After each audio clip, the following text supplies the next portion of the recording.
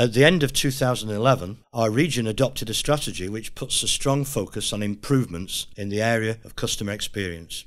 Each of the CRE countries started various customer experience initiatives in 2012, aiming to improve our products, processes and services in a way that comply with the customer's needs and expectations. What we were missing at that stage was the regional alignment and a clear benchmark that would concentrate our efforts in the same direction. That is how the Regional CX Minimum Standards project has been initiated.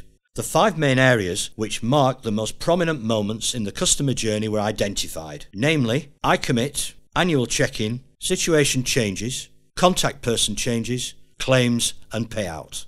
What is the CX Minimum Standards gap analysis all about? The gap analysis is about putting ourselves in the shoes of the customers.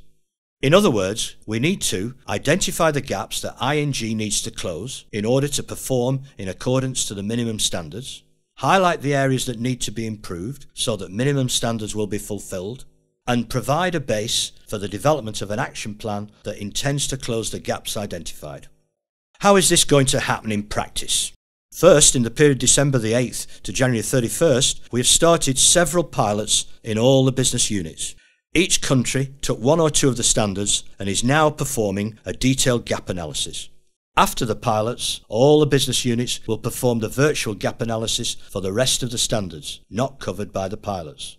The whole process should be finalised by the end of March 2013. The execution of the pilots and the consequent gap analysis is following a standardised methodology which includes the following steps. First, preliminary stage consists of pre-meeting with stakeholders in order to inform about the gap analysis, involve and obtain management support for investigation. Second, process mapping includes revision of process maps and investigation results. Third step is to identify functions, which means to prepare a list of departments as well as responsibilities and time needed to perform a particular process. Fourth, a very important part of the GA are the interviews with departments that are involved. Interviews aim to analyse the strong and the weak parts of the implementation of each of the processes standards. Last but not least, altogether, all the steps should lead us to the opportunity to finalise and present the final outputs for further approval and implementation. We strongly believe that based on the gap analysis, we will be able to identify the weak points in our CX approach so far. Good luck to everyone in the implementation of the GA process and the following actions.